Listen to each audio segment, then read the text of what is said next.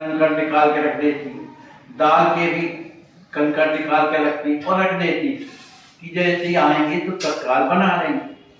तो जब भोजन कक्ष में जाती हैं तो वहां पर और सब रखा हुआ था, आटा रखा हुआ था, चावल, लेकिन दाल का पता नहीं। दाल क्योंकि वो छानबीन करके रख गई थी कि जैसे ही मैं आऊंगी तब मैं तो सिद्ध करूंगी। रोटी दाल बनावन चाही, आटा रखा दाल उतना नहीं, तब चित्त दाल पत प्रसादी जब आई, जो खूंटा पर रही चढ़ाई। तो रोटी बनाने के लिए वहां आटा भी रखा है, चावल भी रखा है, लेकिन दाल नहीं। वो दाल काहे की रहती थी? विशेषकर चने की रहती। तो दाल वहां पर नहीं उन्हें मिली, वो कहां तक खूंटे पे चढ़ा दिया था। माता तो अत्यंत नाराज हो गई और आकर के अपने बालक को डांटने लगी। अंदर से तो प्रेम था माता के, लेकिन बाहरी डांट किए लड़का अभी से इतना उत्पात मचाता है। लेकिन जब देखा बालक ने, तिलकधारी जी ने, कि हमारी माँ तो इस समय अत्यंत गुस्से में है, तो वहां से दूर चले जाते हैं और दूर जाकर के और रोने लग जाते हैं। उनके नेत्रों से आंसू बहते हैं, है ना, और उनके पास नहीं आ रहे। माता जी बुला रही हैं लेकिन फिर वो पास में नहीं आते। तब माता जी को भी दया लगी तो जाकर के अपने पुत्र को अपनी गोद में उठाती हैं और उस लड़के को अपने हृदय से लगा लेती हैं। कौतुक देख मुदित मन रानी, प्यार करत बोली मृदु वाणी। उस बालक को उठा करके हृदय से प्रेम करती हैं। मन तो प्रसन्नता से भरा हुआ है और बड़ी मधुर वाणी में कहती हैं, बेटा तुम जानते नहीं हो, ये जो चोरी करते हो ये बहुत बड़ा दोष है। बिना बताए मात से जो बालक कछुले, बिना माता के बताए अगर कोई भी बालक कोई वस्तु लेता है, सो बालक मुख देखकर चोर कहे सब कोई। ऐसे बालक को देख करके सभी कोई क्या कहेगा? ये चोर है। अति स्नेह लाल समझाई, जाय रसोई मात बनाई, करत अनेक बाल नर लीला, परम मनोहर आनंदशीला। इस तरह से अपने बालक को समझाने के बाद माता जी रसोई में जाकर के रसोई सिद्ध करती हैं। अपने पुत्र की अनेक बाल लीलाओं को देख करके बड़ी प्रसन्न भी होती हैं, क्योंकि उन्हें ये अनुभव हो गया कि बालक संसार की ओर उसका एक भी चित्त नहीं, ये भगवान में इसका मन लगा है, साधु संतों में मन लगा है। जब बालक की उम्र करीब 5 वर्ष की हो गई तो उस समय उन्होंने कर्णवेद जो संस्कार होता है, माता जी ने उसका उत्सव अपने भवन में मनाया। कर्णवेद उत्सव मना भारी कियो माध्य अति आनंदकारी। उस अपने लाल के कर्णवेद का जो उत्सव अपने घर में जब उन्होंने किया तो अपने संपूर्ण परिवार और भी लोगों को बुला करके बहुत बड़ा भंडारा किया और उस समय अपने बालक को सुंदर नवीन वस्त्र और एक नथुनी, जो कान में लुढ़कनी कहलाती, वो मंगवाई। तो पूर्वामास मोद मनायो, गीत गाय अति आनंद पायो। जो मोड़ी गांव की जो स्त्रियां थी वो भी कंछेदर में आकर के मांगलिक गीत गा रही थी, उन्हें भी बड़ा सुख मिल रहा था। सुंदर व्यंजन विविध बनावा, कर्ण वेद उत्सव करवावा, सोने की फुली या मनहारी, लागे गौर बदन अति न्यारी। अनेक प्रकार के स्वादिष्ट व्यंजन बनवाए गए। उस कर्ण वेद के उत्सव में सोने की छोटी छोटी फुलियां वो बड़ी ही सुंदर थी। और जब अपने बालक को पहनाया कर्ण छेद करने के बाद, तो उनका जो गौर वर्ण का जो शरीर था वो अत्यंत ही सुंदर लगने लगा। अब वो सोने की बनवाई थी। नख सिख सुंदर बाल छवि रुचिर मनोहर गात, चंद्र वदन सुकुमार की उपमा कही न जात। नख से लेकर के सिख तक का श्रृंगार माता जी ने किया। उस छवि को देख करके जो चंद्रमा है वो भी विलज्जित होता है। उनके प्रत्येक अंगों में सुंदर स्वर्ण के आभूषण धारण है। उनकी उपमा अकथनीय कही नहीं जाती है। इसके बाद माता जी को लगा कि अब इनका विद्या अध्ययन कराना चाहिए, माने पाठशाला में। तो अब जिस दिन का मुहूर्त निकलवाया कि किस दिन बालक को पाठशाला भेजा जाए, लेकिन उस समय वहां पाठशाला नहीं थी। एक खजूरी काल में उस समय पाठशाला नहीं थी, लेकिन मुहूर्त निकल गया कि अमुक दिन से बालक को पढ़ाने भेजना है। अब कौन पढ़ावे? तो माता जी ने ही स्वयं श्री गणेश किया। विद्या अध्ययन योग सुत जानी, अपने पुत्र को विद्या अध्ययन के योग्य समझ करके माता जी ने श्री गणेश माने अपने हाथ से एक स्त्री गण माने उन्हें लिखाना शुरू किया। बालक बोलत मधुरी वाणी, पढ़त मात संग आनंद मानी। माता जी अपने बालक को पढ़ाने लगी, छोटा बड़ा छोटी बड़ी, उस तरह से बालक भी पढ़ता। तो चूंकि अब बालक की वाणी तो मधुर है, तो माता जी जो बोलती थे वो बोलते थे। तो माता जी उसकी मधुर वाणी को सुनकर अपने पुत्र की बड़े आनंद में भर जाती है, क्योंकि और उन्हें जो भी पढ़ाया जाता तो एक बार में ही याद हो जाता, यानी कि दूसरा रिपीट करना पड़ा था।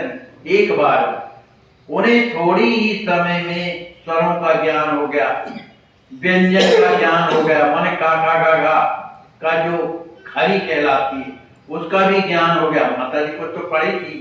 अक्षर ज्ञान सकल करवाए, संपूर्ण अक्षरों को जानने लगे, माने आ से लेकर आखिरी तक। और उनकी जो खरी की जिस तरह की खरी वो भी सब उन्होंने पढ़ लिया। वो माने अक्षरों का जो ज्ञान था संपूर्ण हो गया। अब सोचने लगी ये तो मौखिक तो पढ़ लेता है, अब लिखित में भी तो होना चाहिए। तो पुराने जमाने में पटिया चलती थी, पटिया, और पटिया को काले उससे किसी से कोयले से बांट करके उसको पोत दिया जाता था, और छुई की एक स्याही बना करके और लकड़ी से उसमें छुई में डाल करके उससे लिखते थे। तो हाथ पकड़ कर लेखन सिखाए। माता जी ने खुद ही हाथ पकड़ा और लिखना माने शुरू कराया। और भी माता जी के यहाँ रोजाना पुरुष सूत्र होते थे, क्योंकि श्री राम जीवन शरण जी माने पुरुष सूत्र से ही भगवान का आराधन करते थे। तो माता जी को भी याद हो गया था, तो वही पुरुष सूत्र अपने बालक को भी माने सिखाने लगी, याद करवाने लगी। करलीन है सुंदर निज पाटी, घोलत श्वेत वर्ण की माटी, दो चुकड़ी संग में बंधवाई, कोयला छुई नित्य डलवाई। दो पात्र, एक में सफेद छुई हुई है, दूसरे में कोयला। तो अब वो जो पार्टी में जो कोयला लगा है, अब उसकी में छुई जब लेके गई तब उसको कैसे मिटाएं? तो जिसमें कोयला रहता था वो फटिया से वैसा कर दिया तो मिट जाता। तो ये रोज आना छुई और कोयला नित्य माता जी खोल दिया करती। उनके जो पुत्र थे अत्यंत ही सुकुमार थे, पहले से सुकुमार थे, और तोतली वाणी में बोला करते थे। बोलत सरस, जब बोलते थे तो अत्यंत मधुर लगती थी, हृदय को छूती थी, प्रेम रसानी, हृदय भर जाता था। करत सोत जननी है भारी, कहाँ गवन हित करो तैयारी। माता जी सोचने लगी मन ही मन कि यहाँ कोई पाठशाला तो है नहीं, अब मैं इस बालक को किस स्कूल में भेजूं। उस समय पर रीवा में ही स्कूल थे, बाकी ये खजूरी ताल में वगैरह में कोई, उस समय राजा महाराजा का राज था, तो कहीं स्कूल नहीं थे। तो रानी माँ के भाव को पूर्ण कियो भगवान, विद्यालय नूतन सुनत छायो मोद महान। अब माँ सोचने लगी कि इस बालक को कहाँ भेजा जाए। एक तो उन्हें अपने स्वामी की याद आ गई, क्योंकि उन्होंने बार बार ये कहा था कि इस बालक की रक्षा करना है और संभाल के रखना और इसको अच्छे से पढ़ाना, ये आगे चल करके विद्वान बनेगा, ऐसा ज्योतिषियों ने बताया, इसलिए इसको पढ़ाना भी है। तो माता जी सोचते सोचते कि यहाँ जब करें क्या, इतना सोच ही नहीं थी तो राम सदा सेवक रुचि राखी, भगवान ने उनकी मनोकामना को पूर्ण किया। एक व्यक्ति आता है, उन्होंने कहा माता जी आपको अपने पुत्र को पढ़ाना है तो खजरी ताल में जो है स्कूल खुल रहा है, अभी अभी नवी नवी, तो इस बालक को वहीं पर इसका नाम लिखा दो। विद्यालय नूतन माने नवीन विद्यालय खोलने वाला। तो माता जी इस बात को जब सुनी तो बड़ी प्रसन्न हो गई कि भाई खजरी ताल तो बाजू में है। और इधर श्री पुरुषोत्तम दास जी महाराज जो उनके गृहस्थ गुरु थे, उन्होंने पहले माता जी से कह दिया था कि माता जी इस बालक की आप बिल्कुल चिंता मत करना, इसके लिखाने का पढ़ाने का पूरी जवाबदारी मेरी, इसलिए किसी बात की चिंता नहीं करना। तो श्री पुरुषोत्तम दास अनुरूपा सदगुण सकल नाम अनुरूपा। श्री पुरुषोत्तम दास जी महाराज अत्यंत ही गुणवान थे, सकल गुण थे, और जिस तरह का नाम वैसे उनका गुण पुरुषोत्तम।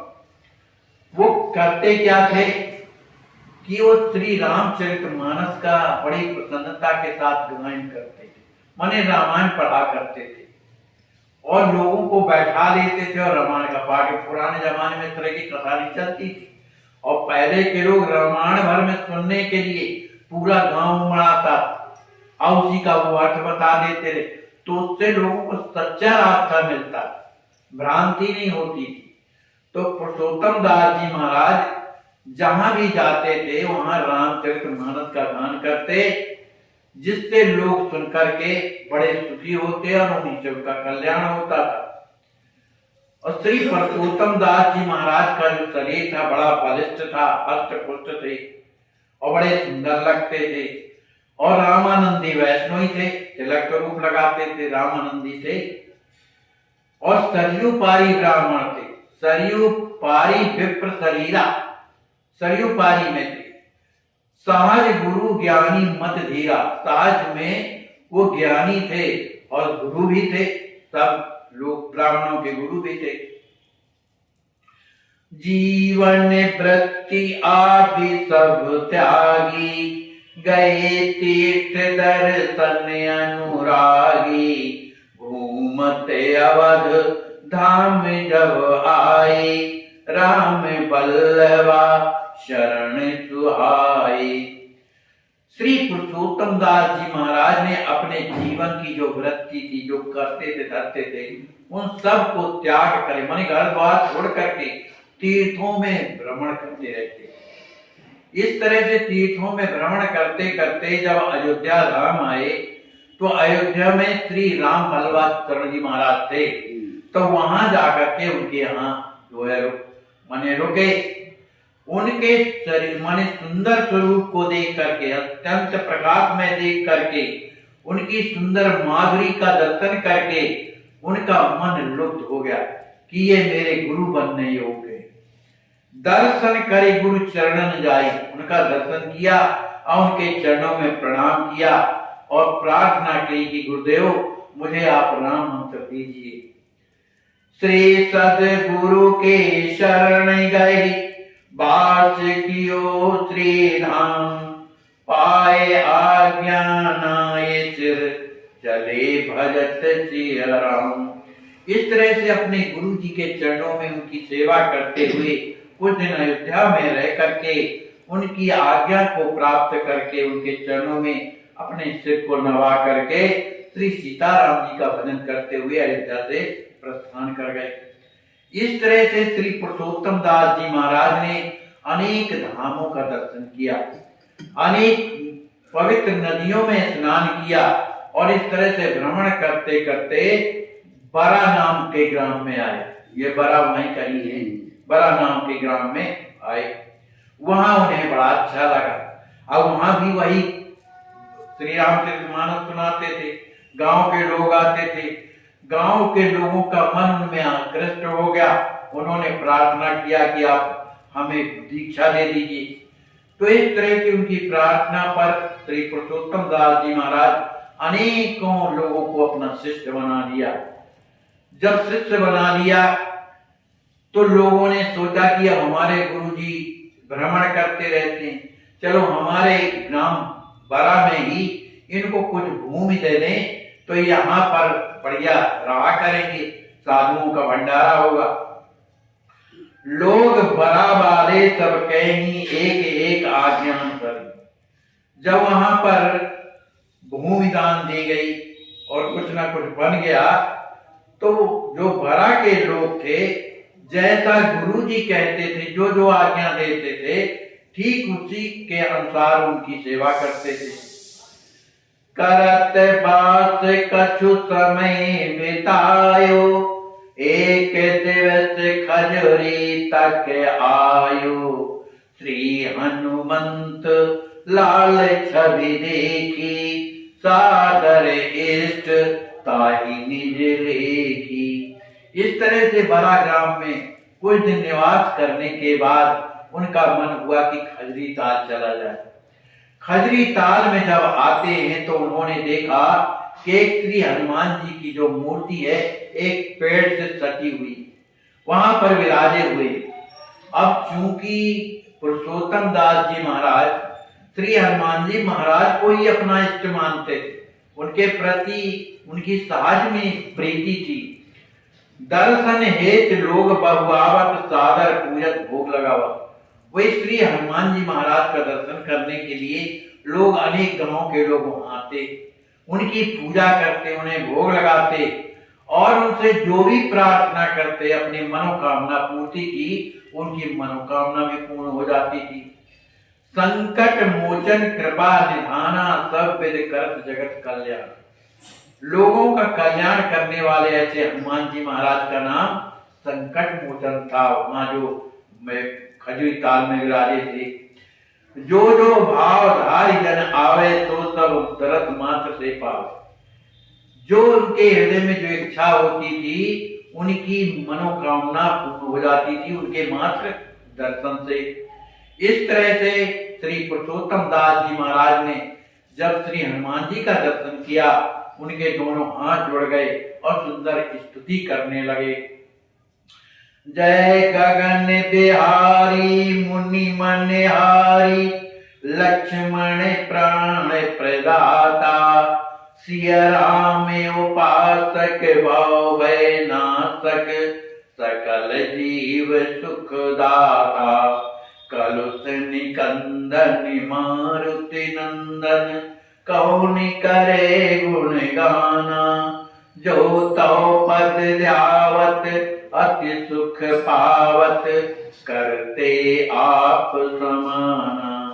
कर पर्वत धारी जय असुरारी, मोहक मदन स्वरूपा। जो निज दिन ध्यावत हरि पद पावत, उन न परे भवभूपा।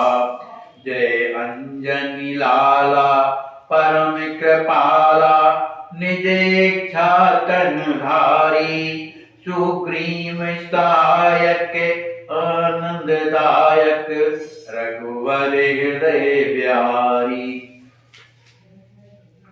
अतुलित बलशाली मुख अति लाली, महावीर बलवाना। सीता सुख सागर सब गुण आगर, जय जय कृपा निधान, भवबारिद शासक, दोष विनायक, सुर नर मुनि भय त्राता, जय नवनिधि दाता, भाग्य विधाता, पावन मंजुल गाता, जय कविवर ज्ञानी, परम अमानी, भजनानंदी देवा, पावन सिया रामा, भजन ललामा, करत मान निज सेवा, जय जय बजरंगी, हरि सतसंगी, पावन हनुमत नामा, अवध बिहारी, प्रेम पुजारी, जय जय पावन धामा, नाम रूप लीला रसिक, बंदम श्री हनुमान, जन्म जन्म सिया राम रति, देहु यह वरदान, हनुमत दर्शन के करत, गुरुवर गए भुलाए, सेवक बन रहने लगे, कुटिया वहीं बनाए।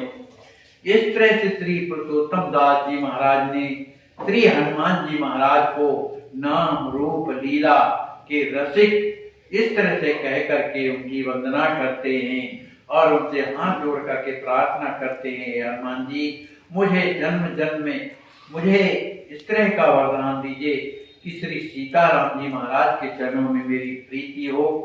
इस तरह से हनुमान जी का दर्शन करने के बाद गुरुदेव हृदय से गदगद हो गए, प्रेम में भर गए।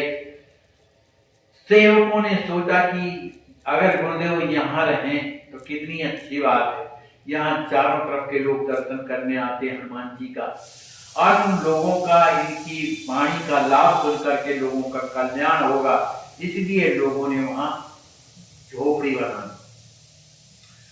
सेवा प्रति सहज हितकारी, कियो महोत्सव आनंदकारी, पंडित विप्र अनेक बुलाई, विधवत पूजन यज्ञ कराई।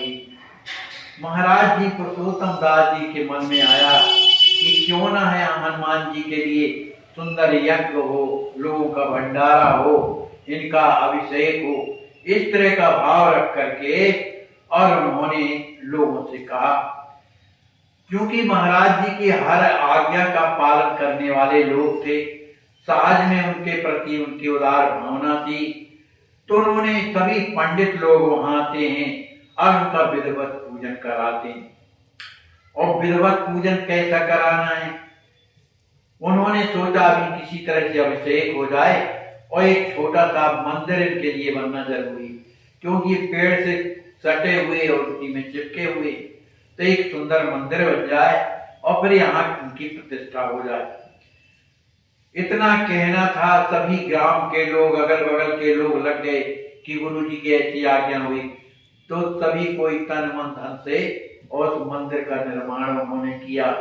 सुंदर विद्वानों ने वो मुहूर्त निकाला कब प्रतिष्ठा हो, तो प्रतिष्ठा का जब समय आया तो मंदिर तो बन गया, प्रतिष्ठा की पूरी तैयारी हो गई, केवल मूर्ति को उठा करके वहां मंदिर में पधराना था। अब बहुत से लोग उस मूर्ति को उठाने लगे। अब मूर्ति तो बिल्कुल हिलती नहीं थी, तथापि मूर्ति नहीं गई उठाई, कई लोग उठा रहे थे लेकिन उठता ही नहीं थी। अब तो लोग घबरा गए कि मूर्ति विशेष बड़ी तो नहीं है, लेकिन ये उठती क्यों नहीं है भाई।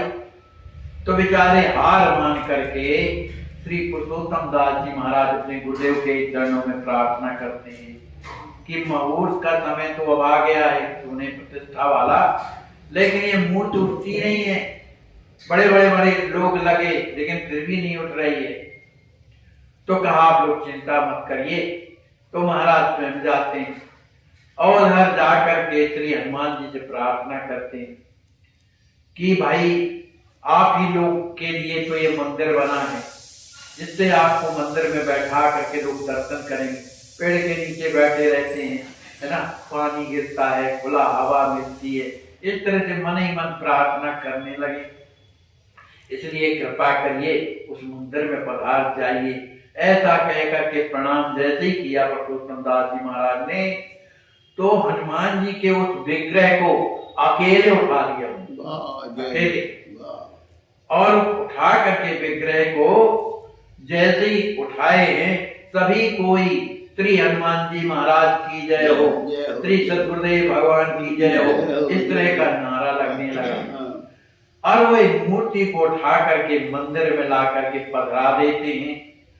वहां उनकी बड़ी सुंदर प्रतिष्ठा होती है, और प्रतिष्ठा में पुनः जो है बहुत बड़ा भंडारा, सभी हजारों लोग गांव-गांव के भंडारा पा रहे हैं। पंडित लोगों को विदाई दी जा रही, कहां से आ रहा है कहां जा रहा है किसी को पता नहीं, पर सबको दिया जा रहा। सभी गांव-गांव के लोग बढ़िया प्रसाद पाते हैं, हनुमान जी के दर्शन करते हैं। इस तरह से उस खजवी ताल के आश्रम में आज भी हनुमान जी महाराज मंदिर के अंदर विराजमान है, सभी कोई उसका दर्शन करते हैं। एक दिन की बात है कि मानधव देश के जो राजा थे मानधवगढ़ के, वो भी दर्शन करने के लिए आए, और जब उन्होंने हनुमान जी का दर्शन किया और महाराज जी का जब दर्शन किया पुरुषोत्तम दास जी का, तो राजा हाथ जोड़ के, राजा चूंकि धार्मिक थे रीवा नरेश, उन्होंने हाथ जोड़ करके और पूछा कि आपकी कोई अगर इच्छा हो तो हमें बताइए, आज्ञा कीजिए, हम आपकी क्या सेवा करें। तो पुरुषोत्तम दास जी महाराज ने कहा कि आप तो महाराज हैं, आप ही के हम लोग प्रजा हैं, संपूर्ण गांव आपके हैं, है ना, लेकिन रीवा को छोड़ करके इस क्षेत्र में कहीं भी विद्या। पुण्य और पाप दोनों ही मूल्यवान हैं, क्योंकि पुण्य का मूल मिलता है और पाप का मूल चुकाना पड़ता है। मनुष्य को ज्यादा भाग्य के भरोसे नहीं बैठना चाहिए, सदैव कर्म। ऐसे आज भी हजारों लाचार वृद्ध अस्वस्थ हालात में पड़े हुए तड़पते ईश्वर अल्लाह से मना रहे हैं कि अब मैं जीना नहीं चाहता, सहा नहीं जाता, मुझे ले चलो। आइए, अगर आपके दिल में ऐसों के प्रति दर्द है तो ट्रस्ट के साथ मिलकर अपने अवकाश प्राप्त समय का दान देकर अपनी बौद्धिक योग्यता का, अपने धन का सच्चा सदुपयोग करके इनका दर्द मिटाएं। वैष्णव जन तो तेने कही जे पीड़ पराई जाने रे।